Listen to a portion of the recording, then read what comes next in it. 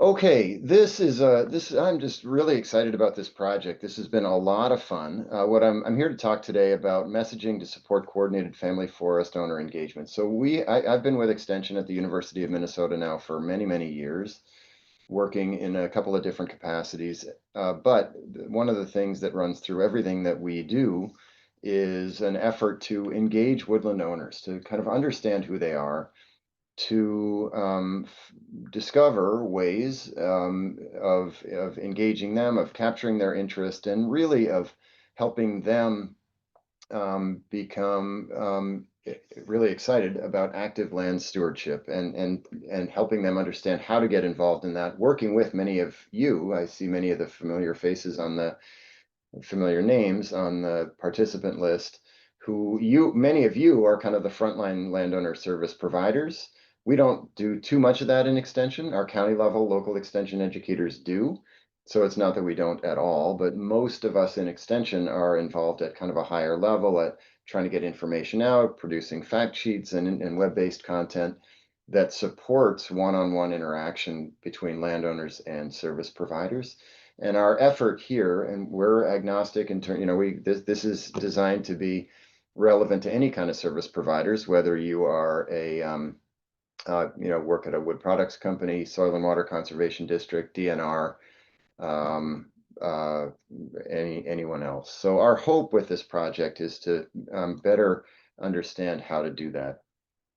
So the outline for the next hour, including Q&A, is I'm going to tell you a little bit about what this project is, what we were trying to do. I'm going to give you some results about the survey population, tell you who they are and what we know about them.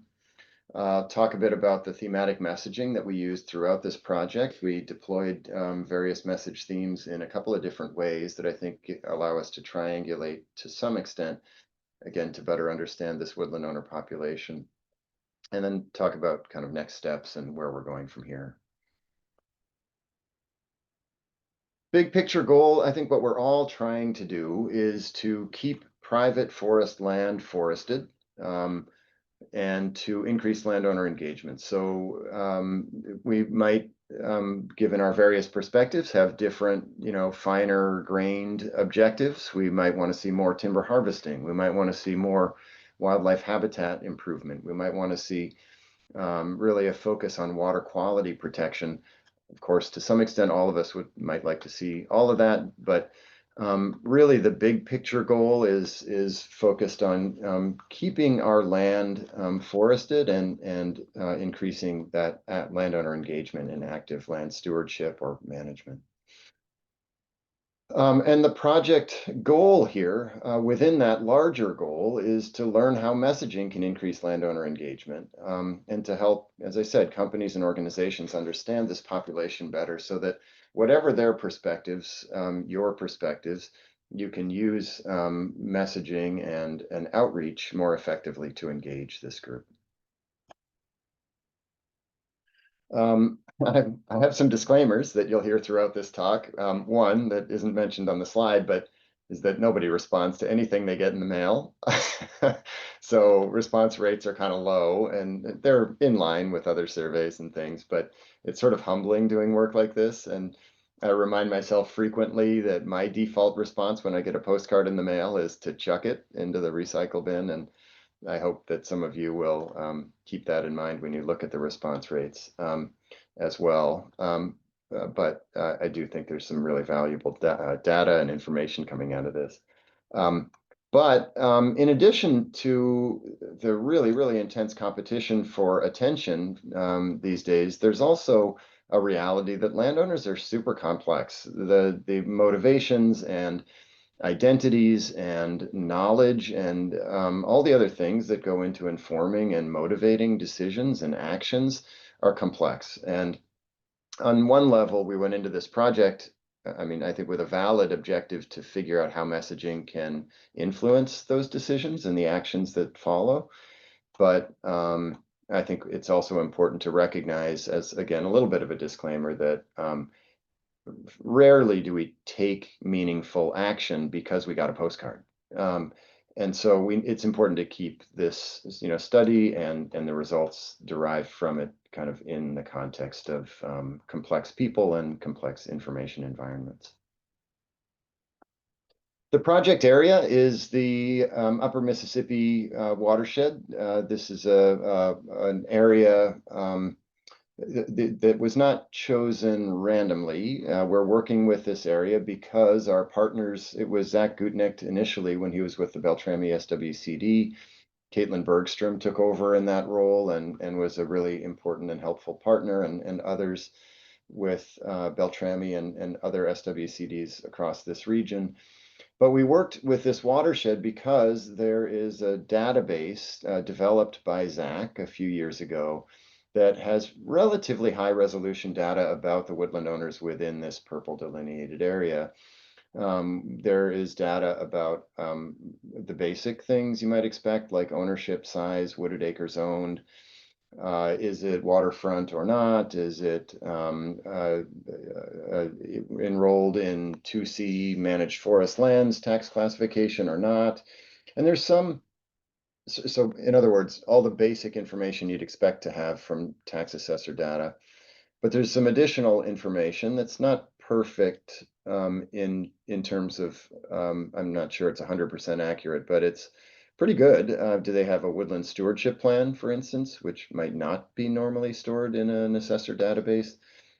Have they met with a forester? For instance, has Zach or someone else, when Zach was in that role, gone out and met with him? There are really, really interesting and impressive. I think Bowser largely has done some really great work around establishing conservation priority levels for various parcels. And some of that data, those data are stored in the database. And there's a variety of factors, and I don't want to get too deep into the weeds of all that. But the point is that we have pretty good data about the landowners in here. Really important to this study, we don't have their email addresses.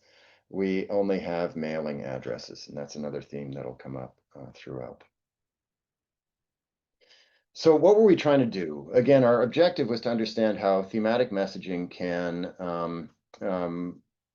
reach and engage woodland owners and stimulate them to take action in various ways. And to do that, we did something that's pretty common and something that's a little less common. One is we did a survey to understand what we call self-reported data. So if I say, do you prefer orange juice or grapefruit juice? Select the box corresponding to your preference. That's a self-reported preference. I prefer grapefruit juice, and you might prefer orange juice. And, we can establish percentages of people who tell us they prefer one over the other. Then if you walk into your, a buffet breakfast line and there are glasses of grapefruit juice next to glasses of orange juice and everything's clearly labeled and you know what you're getting, well, you might pick up orange juice and I might pick up grapefruit juice, or maybe not. Maybe that day I will pick up something else, or you will. And that second kind of data is not self-reported, but that's known as revealed preference data. It's revealed by the actions you actually took. Each kind of data is valuable and useful in its own right, and neither is inherently better than the other. Some are easier to collect than others under certain kinds of circumstances. And we did our best in an imperfect way, I think that's fair to say, but we did our best to collect both. And again, self-report, people do surveys all the time. It's less common to have revealed preference data, and I think that's an interesting contribution of this study. Timing, you can see here, started back in fall of 23 with survey and message development.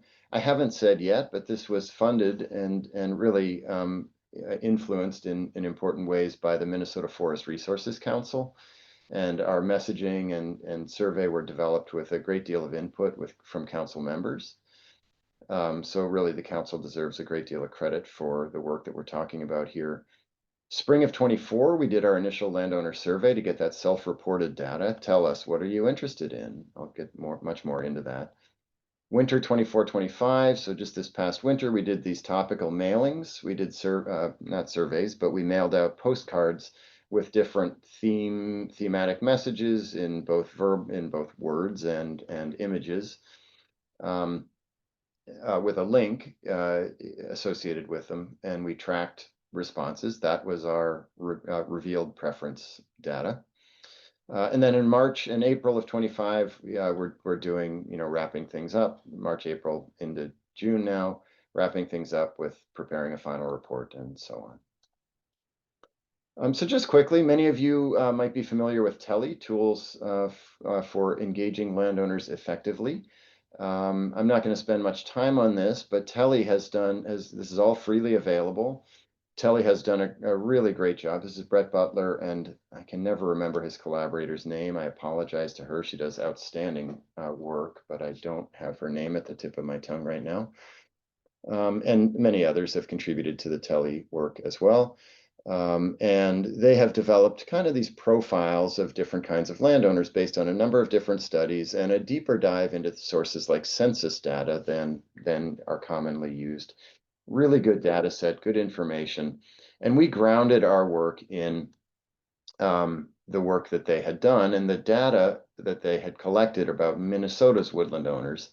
Those data suggest that most Minnesota woodland owners fall into one of these two categories, working the land and supplemental income. And we kind of built our around a more robust analysis than that, but we kind of built our survey around what they had found.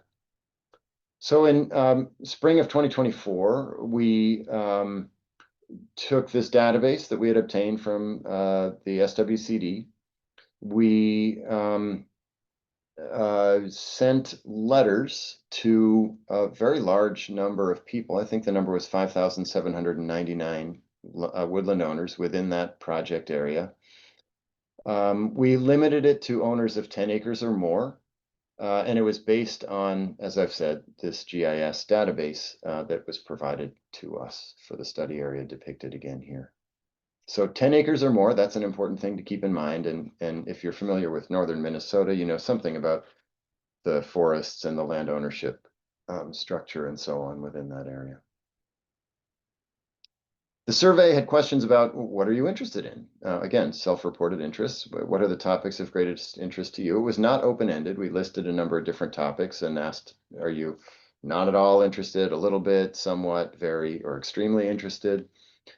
We also asked where they've gotten information in the past, and we had some basic demographic information.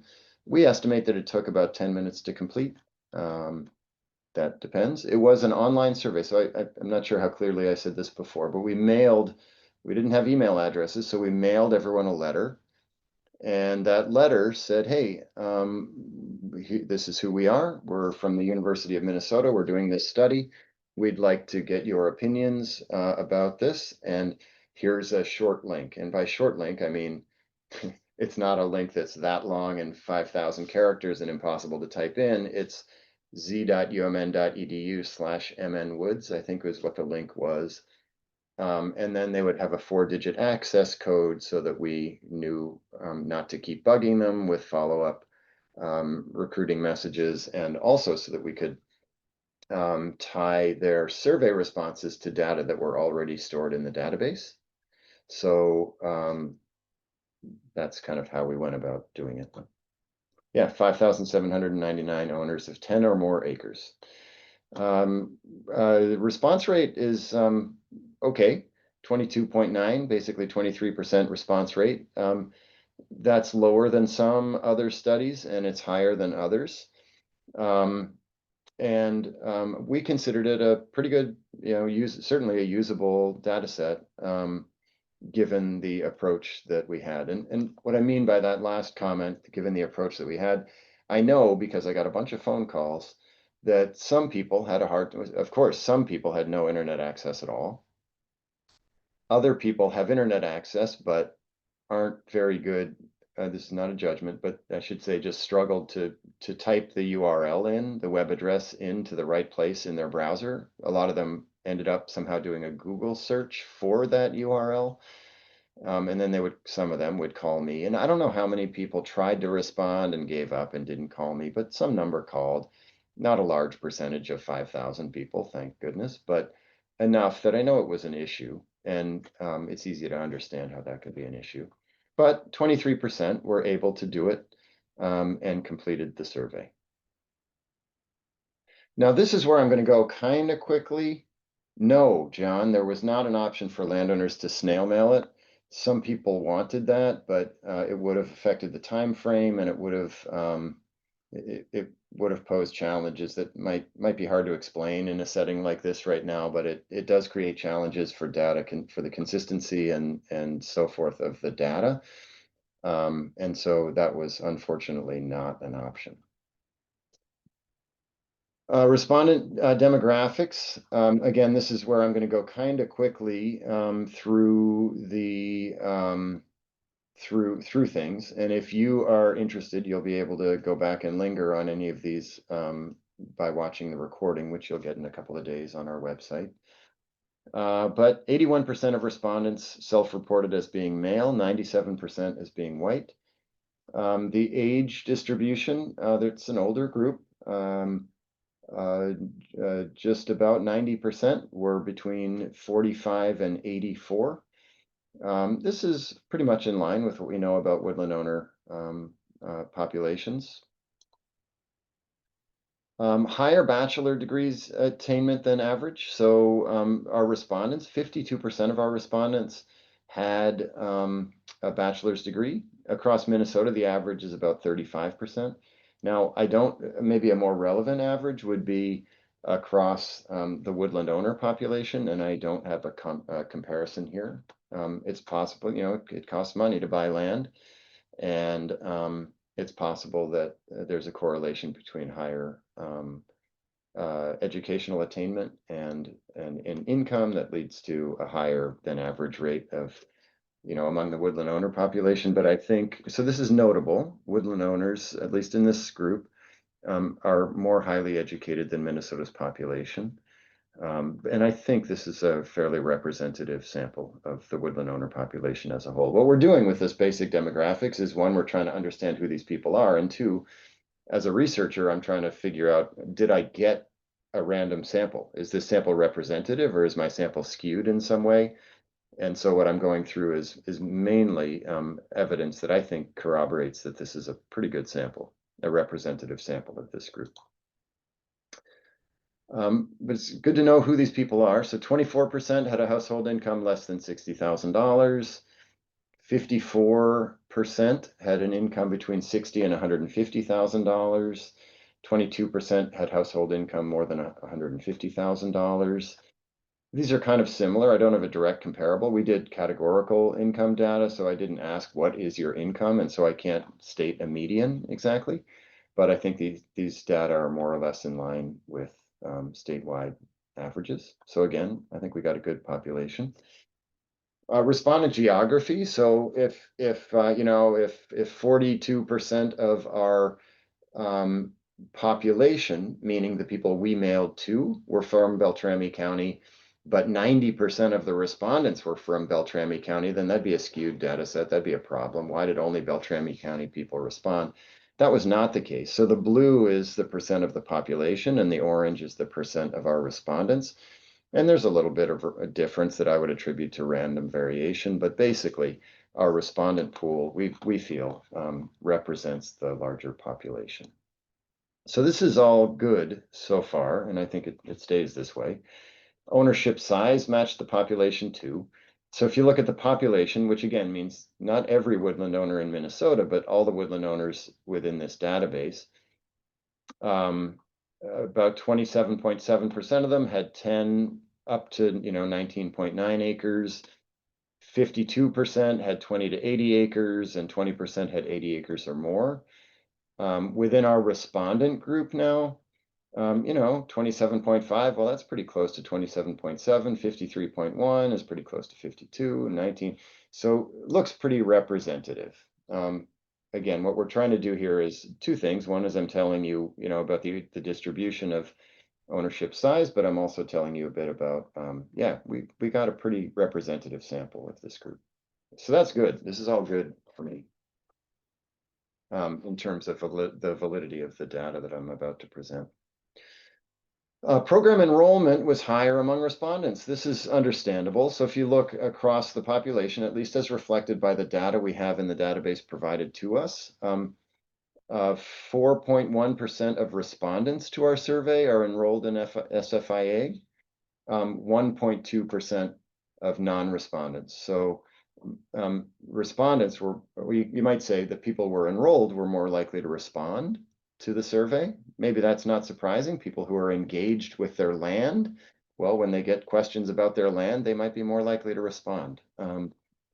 To see, similar proportional differences here. Forest stewardship program, woodland stewardship plan is what that means. 7% of respondents had one, only 3% of the population, according to the data we had in the database. Enrolled in it or have a conservation easement, very small percentages in both cases. Not a significant difference among or between groups. Okay, I'm going to keep moving. Past practices implemented. So in other words, what have you done on your land? Have you talked to neighbors or friends about your woods or woodland management? 41% said they had. Have you looked for information online? 34% said they had. Have you called a local service provider? 17%. I'm going to let you look at these. I'm not going to read them all to you. I'll pause here for just a moment.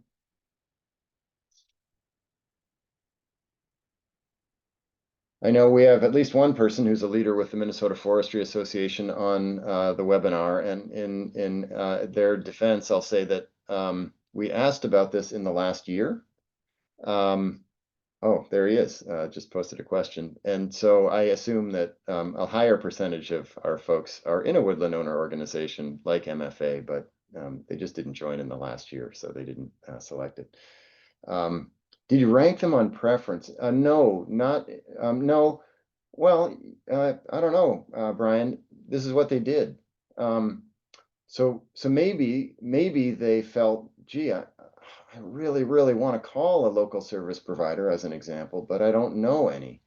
And maybe they just felt that there was no way for them ever to find one. But if they really wanted to call a local service provider, I sort of feel like they would. So no, we did not rank them on hypothetical preference. In other words, what would you prefer? How would you prefer to get information? But what they actually did, I think, reveals something about that too. So I guess you could say this is a different kind of revealed preference. Are we double? Okay, that's a good question, Jennifer. Are we double reporting because to be in 2C and SFIA, you need to have a woodland stewardship plan? No, I don't think we're double reporting. I'm not sure that I've fully thought about that. So let's go back. No. So if we had, I'd be concerned if we had something like more people said they were enrolled in SFIA than said they had a stewardship plan. You know what I mean? That'd be impossible because as you're saying, you have to have a stewardship plan, basically. I don't think we're really double reporting, and it's just a coincidence, I think, that 4.1 and 2.9, that these two add up to 7. I don't, there's no reason why they should. Maybe I have to think about that more. Feel free to elaborate on that question if you think I'm missing something, but I don't think that's an issue.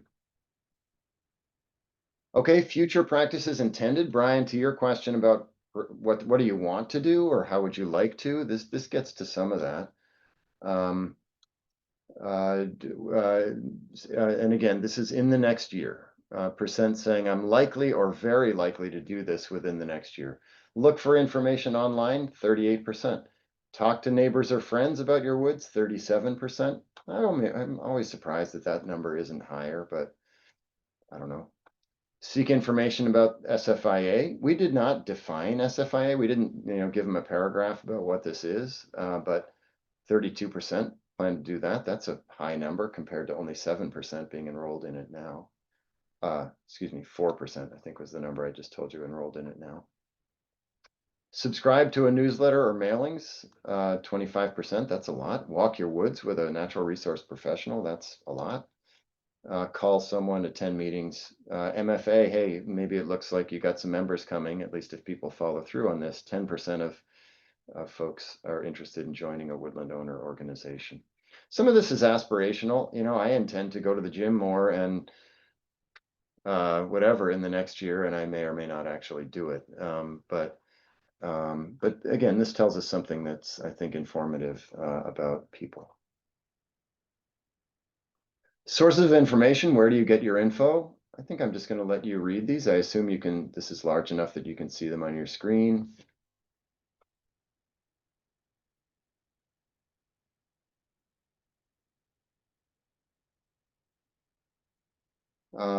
This is from whom you've received information in the past 12 months. So friend or neighbor is the highest, family member, DNR, University of Minnesota. I'm sure people are just forgetting the many good things they've gotten from us, and only 15% said that. But this is what we heard. I'm joking, obviously. Now, Brian, this is where we said, what's your sort of preference? So are you even interested? Like, do you want to get information about any of this stuff, or do you just kind of not, we didn't say, do you just not care? But 78%, a lot of these people, again, this is a random sample of woodland owners, 23% responded, and 78% of those respondents said, yes, I want information. How would you like to get it? Written materials, the, the most expensive format to produce and distribute, of course, is what people want. Email, e-newsletter, that's pretty high. Half of people are interested in email newsletters. Walking my land with a real person, that's pretty high. Talking to an expert, internet, that's great. Walking my land with a private sector natural resource manager, volunteer, peer, conference, or workshop. And so on. So here we go. Brian, here's your preference data. Written materials, email, talking to a real person. These are basically the categories that people are most interested in. Again, I know I'm moving fast, but I haven't even gotten yet to the thematic stuff, which is starting here. So as I said before, Minnesota Forest Resources Council members were really helpful in helping us develop and sort of hone these messages. We integrated tele content. And what I mean by what I said before is, for instance, we had a message theme about financial return from your land. That was one of the broad kind of themes we were interested in exploring. How interested are people in that? In other words, if we craft messages that are focused on here's how you can make more money or reduce your property taxes or whatever, is that gonna resonate?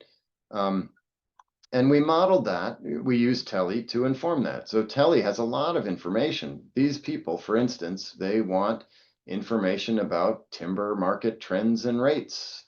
They want information about how to choose reliable loggers and all these other things. And we kind of used this data, this Telly data, to inform our message development.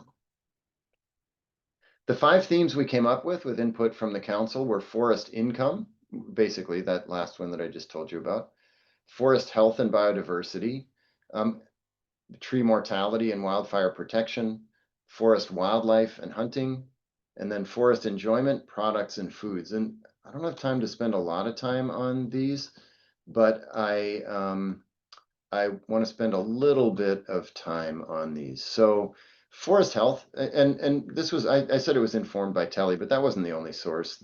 This is, we also reviewed the literature on woodland owners in Minnesota to the extent that we have that published, peer-reviewed research literature, but also in other places. And forest health is very commonly a top interest. People are concerned about trees. They don't want to see their trees dying. That's not surprising. We all get a lot of calls about what's wrong with my tree and so on. Tree mortality and wildfire protection is a little bit of overlap there, but with the Greenwood Lake fire and of course this summer's fire, which came after our survey work, but there's concern about that. We thought that was important. That also comes up a lot. Forest wildlife and kind of recreation and hunting are big motivators and drivers of forest management activities for a lot of landowners, so we wanted to be sure to include that. And then this other one is a little bit outside the sort of focus, not completely outside the focus, but it's you might say a secondary focus of woodland owner research. But this idea of forest enjoyment, products, and foods, harvesting wild leeks, harvesting blueberries. People talk about forest bathing and all these different kinds of things that are, they're not all non-consumptive uses, but you might say non-timber uses in most cases, and that reflect maybe just a less of an extractive or utilitarian. Again, I'm not sure that's entirely accurate, but a different approach. Yeah, I guess I'll leave it at that. But we felt that it was important to, these are the five that ultimately emerged. Casey, I just noticed your comment. Interesting that loggers are the third most common source of information, but the least desirable. That is actually, that is an interesting observation. I think maybe a thing to consider there is that some woodland owners may not always know. I know all of us who work for either the university or DNR or a national forest or an SWCD, or I'm sure we all are familiar with people think we're all the same. Oh, you're with the Forest Service, or you're a forest ranger, or some such thing. Loggers too, and so there may be. It's possible that that there's some confusion. Oh, they were there, they talked to a forester, but they thought it was a logger or something like that. So I'm not saying that that isn't a real finding, only that that might be a factor. Jen, I was just going to say I was surprised that loggers are number 3. Maybe distrust. Yeah, sure, of course, that's a distrust of government or higher education, or are loggers actively reaching out? I think both of those are probably accurate. I can only speculate, Jennifer, but I think that what you just said sounds accurate to me. Thanks for engaging. I enjoy I like the comments and things. I am going to try to keep moving, but I like that. Okay, so interest in topics and themes. Check all that applies. So we just said, so we had a long list of these, and they were broken up. It wasn't like a huge list, but are you, so again, this is not at all interested or whatever, slightly, somewhat, very, extremely interested in each of these topics. And I think I'm just going to be quiet again for a minute here and let you take a moment and look at these.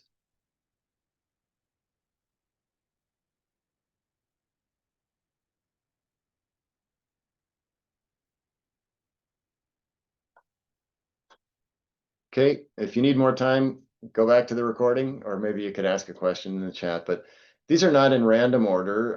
In the next several slides, you're going to see why they're in the order that they are. So the five themes that we mentioned are here. There's some of you might be thinking that there's something weird about how these are organized, and I kind of agree. And maybe we'll talk a little bit about that, but it starts out pretty straightforward, I think. Income. So 3 items. It's better to, in survey design, it's better to have multiple items that all add up to one sort of theme than to try to capture a whole big complicated idea with 5 words in a single item. And so we tried to generally do that. So these first 3 items all added up to income. So my screen just went funny, but I can't see the top one right now. There it is. Reducing property taxes on my woodland, getting payments to implement conservation practices, and generating income from my woodland. Those all add up to income. And the others, you can see how they're grouped here. Cleaning up dead or dying trees. Yeah, for fire prevention. Yeah, that's what we, I mean, that's part of it. Yet didn't have, well, oh, absolutely. Yeah, of course they are. Yeah. Maybe an opportunity for, yeah. I'll tell you, Mark, you might disagree, but in the current environment, and I'm referring to the situation with fires in the northeastern part of the state, with extremely high fire risk being driven primarily by really dense, widespread dead balsam fir. I think this right now is probably a time to emphasize cleaning that stuff up, at least in that part of the state, because that fire risk is so intense. But you're absolutely right that dead trees play a really important role in a general sense in habitat and ecosystem health and integrity. So absolutely, Gina. Yep, aesthetics are important. Did you ask? No. Okay, wait a minute. So I'm not going to get to all these, but Ryan, I got to jump in on that. I have a little axe to grind about, like, I think that question, why, it's often phrased as, why do you own woodlands? I don't know. Why do I don't, I just think that question is so vague. I think there's not a single reason why people do that. I guess I don't want to go too deep down that rabbit hole, but we did not ask that because I think it's so hard to know how to interpret it. Oh, I own woodlands because I inherited it, but also because it's part of my identity and this is how I want to live my life. And also because I might be able to make some money from it and I need firewood and I don't how it's like I don't know. It's a pretty core part of people's identity, and just asking why do you do that? I don't. I have always felt it's just there's just too much there. That's an hour-long interview. That's not a single survey question. That's just my particular opinion. I don't mean to say it's entirely devoid of value on a survey. I just don't have any idea what to do with it. Okay, gotta move on. Attributes of groups preferring each message. If there's one person you can always count on for validation, it's Kathleen Priest. Thank you.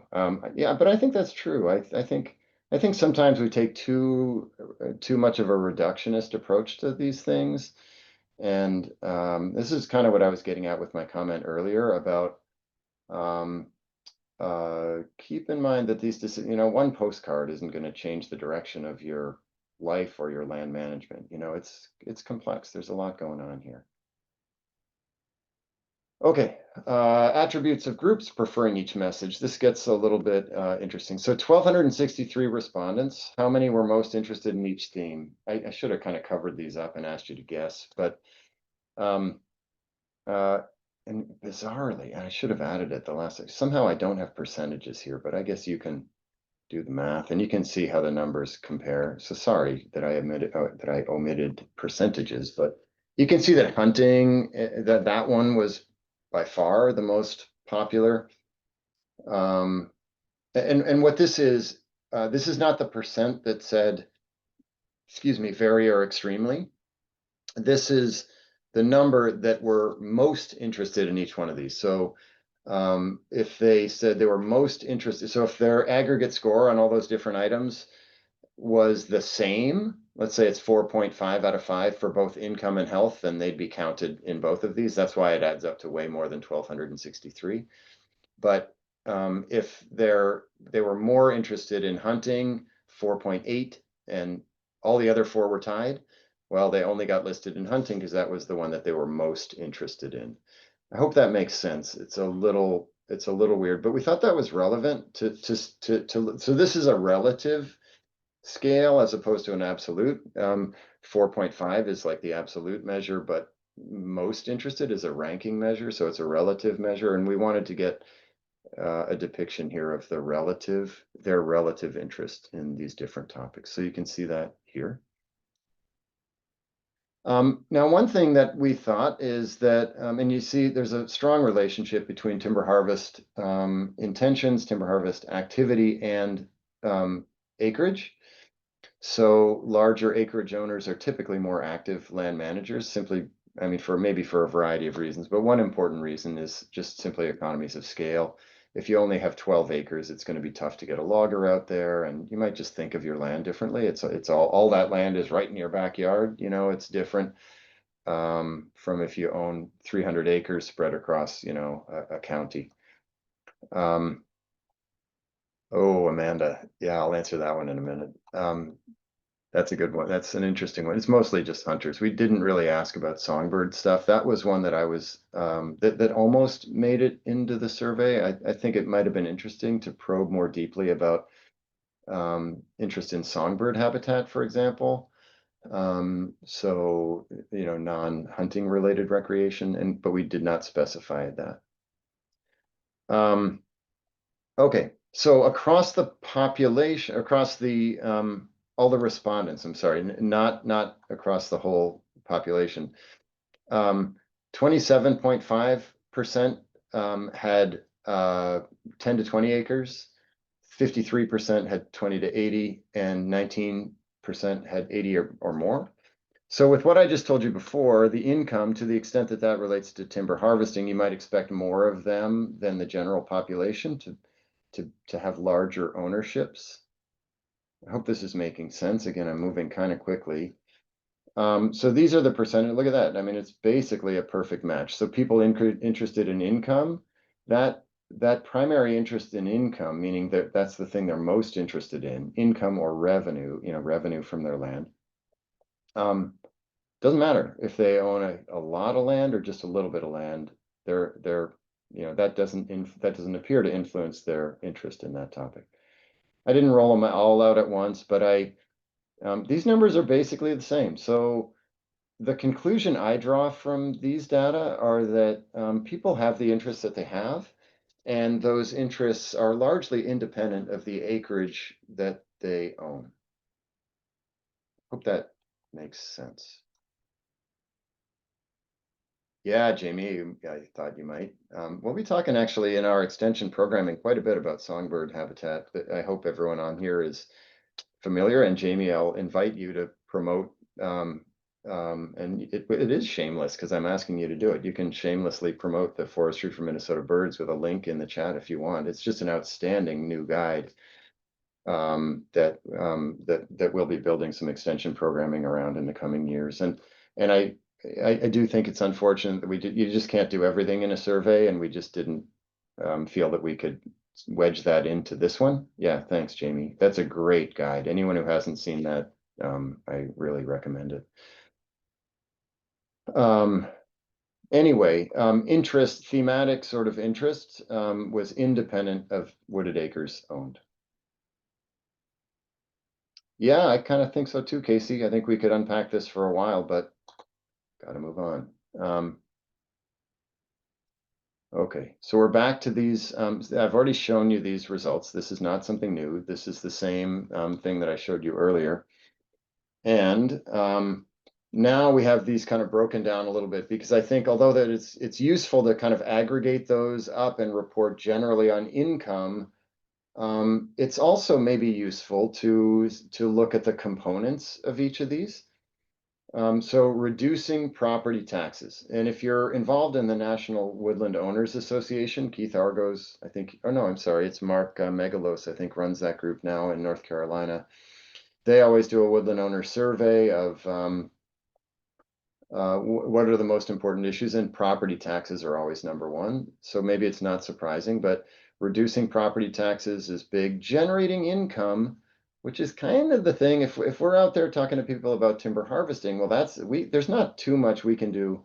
Certainly our extension programs can promote, not just extension, but all of our programs can promote things like SFIA, which makes the case that there's a public interest in private land stewardship, enough of a public interest to justify a per acre per year payment. But most income from woodland, the way that most foresters think about it, comes from timber harvesting and sale. Lower interest, not surprising. That's very consistent with all the other literature. People are not super interested in cutting their trees. Many of them do it, but if you ask them how interested they are in it, that's not. Back to whoever asked the question about why do you own land, most people don't say they own land to cut trees. Forest health and biodiversity, improving my woodlands health and resiliency. Lots of people want to do that. Cleaning up dead or dying trees. And again, it's not, do you enjoy cleaning up dead or dying trees? It's, are you interested in information about cleaning up dead or dying trees? Maybe people feel they know how to do it. I don't know. Anyway, moving quickly, you can go back and look at these again. Protection, reducing fuel loads and wildlife risk, wildfire risk, 46%, sort of middle of the road. Improving habitat for game species like deer and grouse. Not surprising that people are interested in that. I said before, I made this funny comment that something's kind of funny in here. And it's this first one that appears here. I think that this building and maintaining trails, food plots, and other improvement, I think that belongs under this enjoyment category, the way that we've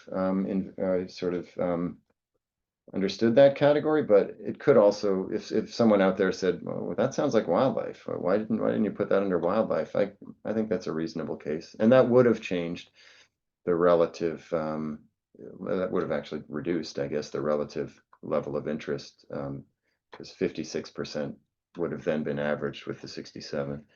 In any case, this is why I'm showing you these individual ones and not just the aggregate data.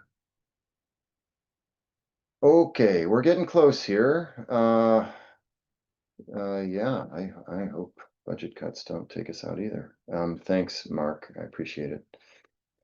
Study design. So that kind of concludes most of what I'm going to say about the self-reported preference data. Again, I'm happy to take questions, and I can, you can go back and review this again. But now I'm going to shift to this kind of revealed preference idea, and it's not perfect. Revealed preference is hard. You can't always, send a helicopter over someone's property and watch. Oh, did they go out and clean up any dead or dying trees today? Um, you can't ever do that, and it wouldn't be a good idea to try, I think. At least I wouldn't want to be the helicopter pilot. In any case, so we did our best with the revealed preference. By the way, I probably shouldn't do this, but I'll throw out an aside. So we're planning the Minnesota Family Woodlands Conference. It's going to be at St. John's University in March of 26. And I have thought, and I had some conversations with people about ways that we could do some of this revealed preference actually at a booth, at an event like that, by giving people options, and I don't know, just seeing if you're intentional about it. So if anyone's interested in pursuing something like that, I think we're going to have a fairly large group of woodland owners there. Again, that's March at St. John's University. You could talk to me about that. It might be interesting to do a little mini thing at a booth. Mailings. Okay, so we did these mailings. So people told us, what are they interested in? And we did, if they said, I'm most interested in income, then you got the income one. If you said they're most interested in other topics, then they got the message related to that. And this gets a little complicated because we wanted approximately equal groupings for the 5. And I already told you some people were equally enthusiastic in their preference for more than one topic. And so suffice it to say that what we did, without getting into all the details, is we kind of looked at how they ranked each of the 5. And if they were tied at number 1, and that theme was already full, then we would move that to their tied for first, to the other one. Or if they were, so we just tried to get, based on their stated interests, we tried to assign them to these groups. And this is relevant for reasons that I'll share in a moment. We then sent out these 5 mailers. I'm guessing some of you, maybe with a slightly critical eye, which is fine, might want to zoom in on these on the recording and look at these, but I hope it's clear enough which of these aligns with each of the thematic messages. But in the interest of time, I got to keep moving. Tracking. Okay, so then we track the number. Okay, so now I already told you we had 5,799 people were invited to take the survey. 1,263 completed it. That's like 23%. That means, goodness, 4,400 didn't complete it. So we didn't care. You're not done with us yet. We mailed even the non-respondents these postcards. And that's actually kind of important, because if we wanted to get a comparison between, look, you told us you're interested in income. Great. Here's a message about income from your woodlands. Do you do anything about it or not? Because if you don't do anything about it, if the percentage of people who take action in response to a message they've told us they're interested in is the same as the percentage of people who take action chosen randomly, having not expressed any interest in that message, then either we're bad at messaging, which we might be, or that preference doesn't mean anything. I hope what I'm trying to say there is clear. We wanted to see if you actually told us you were interested in this topic, then are you more likely than a randomly chosen person to actually take action in response to that? The randomly selected people obviously are the non-respondents, right, who didn't tell us anything about their preferences. So let's get into that. Yeah, someone said Charlie had, yeah.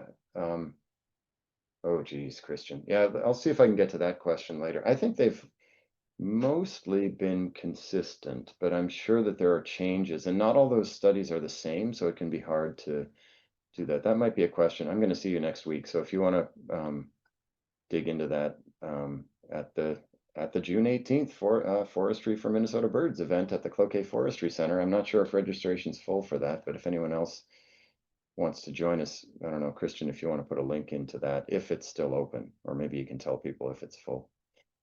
Anyway, let's get to it. Remember at the beginning, I said, oh boy, this is kind of humbling. I'm not going to tell you how much of the council's money we spent to send the 5,468 postcards out, but it's all in the name of research. And a big 186 people clicked anything on that. You know, you don't click the post. This is, again, this is this issue where they had to take the postcard and either scan a QR code or type in a short link. But only 3.4% did that. And I'm happy to say that that's higher than, you know, whoever sends out catalogs and whatever. Nobody ever looks at that stuff. But hey, 3.4% looked at ours.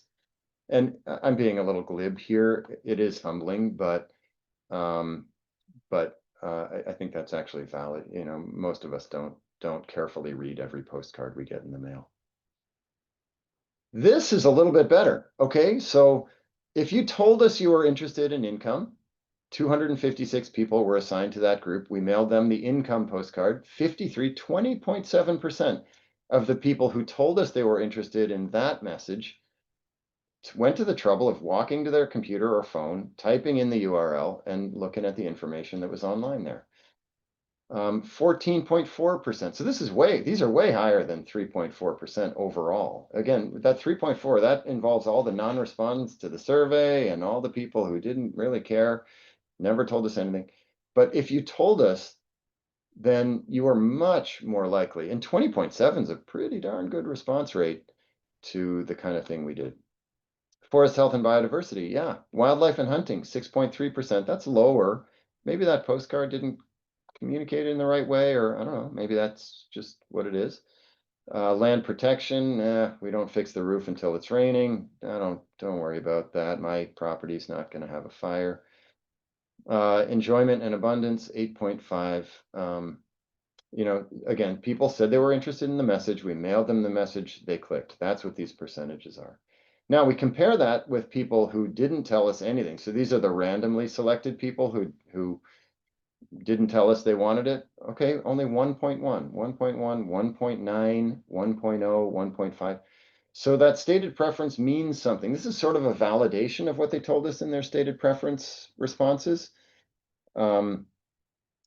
People, it makes a difference. Like it's real. If they said they were interested in it, then their actions show that they're more likely to respond to that message. I think that's pretty meaningful, and I think this is a kind of an interesting original sort of contribution of this work.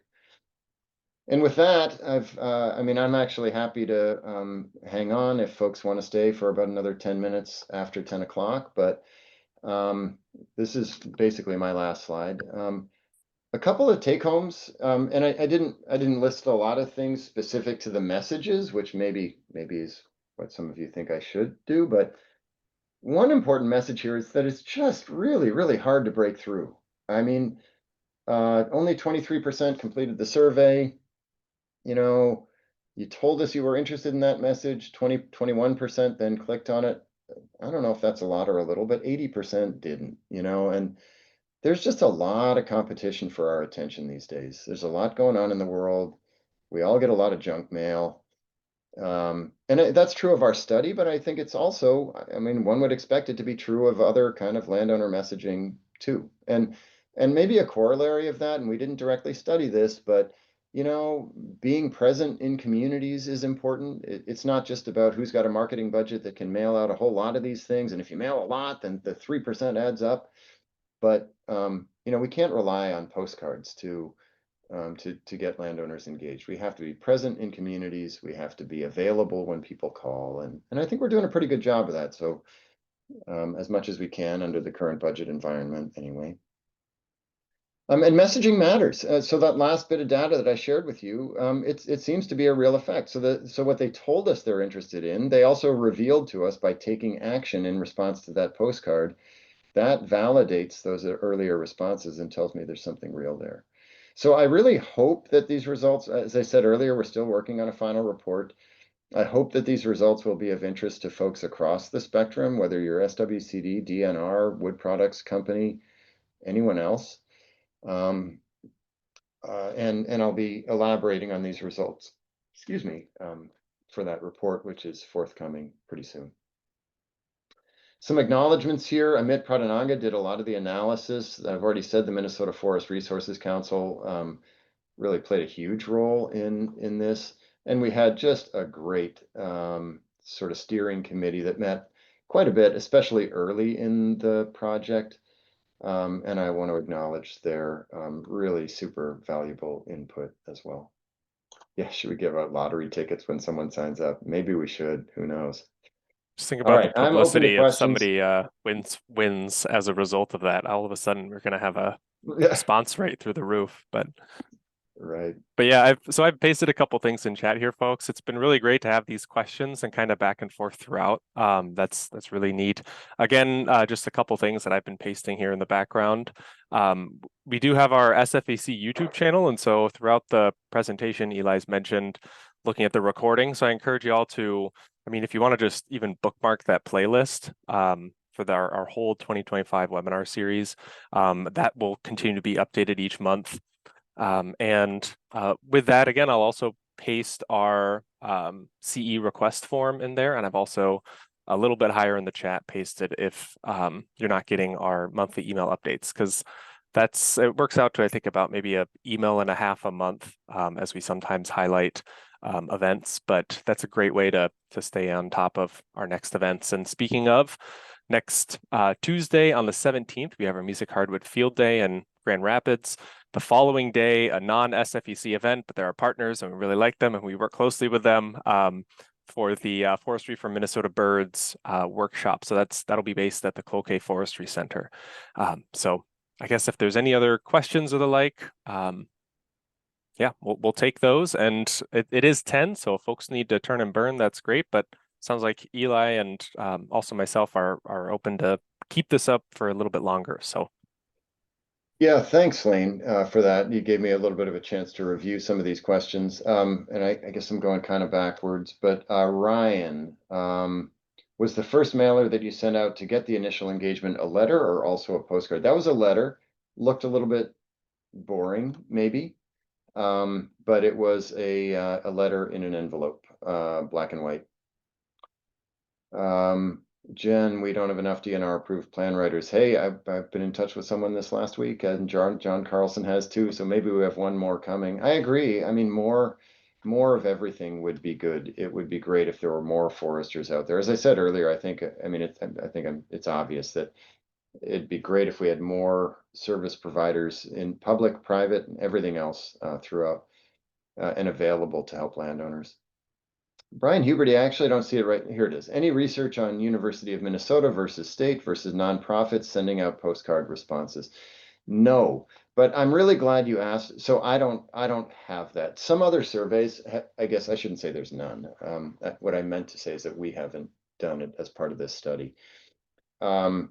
There has been data collected in that hypothetical, like who would you prefer to receive information from? And I think that's actually meaningful data. And I am pretty firmly of the opinion that I would hope people would be getting information from a wide variety of different sources. We talk sometimes about, oh, we need a one-stop shop. We need one place that everyone can go to get all the information about whatever topic, woodlands. And I agree that would be useful if there was one comprehensive place, but it gets hard to put a huge amount of information on 10, 20, 50 different topics all in one place.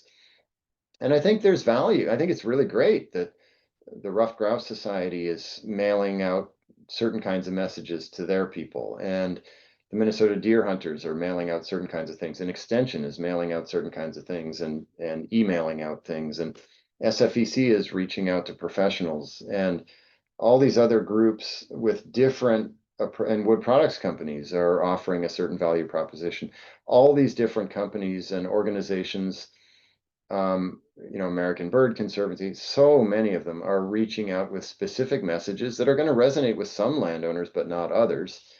And I think that's great. So Brian, although I can't say, 22% said university and 41% said non, I can't tell you the numbers. I can say with a great deal of confidence that the source matters.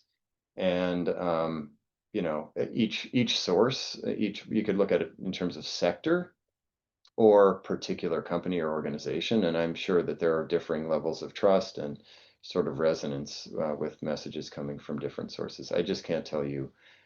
That would be kind of hard to do, that research, but okay. What do you consider when deciding there aren't enough plan? Oh, that's interesting. Yeah, those are the kinds of things, Casey, that I would be thinking about. What do you, so if landowners are unable to get them when they want them, I have heard a bit over the years, and I don't know the state of this now. My work now is more with professionals than landowners. But I know that at times landowners have been frustrated with long wait times. I don't know if we have any PFM foresters or anyone can weigh in now. Oh, maybe Jen just did. But yeah, those are the kinds of factors I would look at. Are they not well distributed geographically, and and so on. But I can't say for sure that that absolutely there are not enough. But it seems to me that the more people we have out there, if there's only one approved plan writer covering a whole county, I mean, no offense to anyone personally, I'm not naming whatever, but every one of us, like some people like me and some people don't like me, and some people might really like that one plan writer, but some people might think that that person isn't the right person for them. And so having more of them out there, Casey, in addition to just things like wait times that we could quantify, you can also, it just stands to reason that if there are more different people out there, then more landowners are going to find the right person for them, because we need more than just a person who can write plans. There's a trust and understanding and communication ability, and all those things are really important. No, Ryan, I don't. I don't know cost per landowner. That would be hard. There's the cost of postage. There's also the cost of all those costs associated with uh, our time in doing it and all that kind of stuff. So no, I don't know. It's easy enough. I mean, if you're considering a mailing or something like that, I mean, you could calculate, printing and postage and maybe an approximate response rate and return on investment. But I mean, it's easily a few bucks for each of those. More retiring plan writers than new plan writers. Yeah, some landowners do have a hard time finding. Yeah. Okay. Thanks, Jen. I don't, I'm sure that's the case. I don't feel that we're at saturation.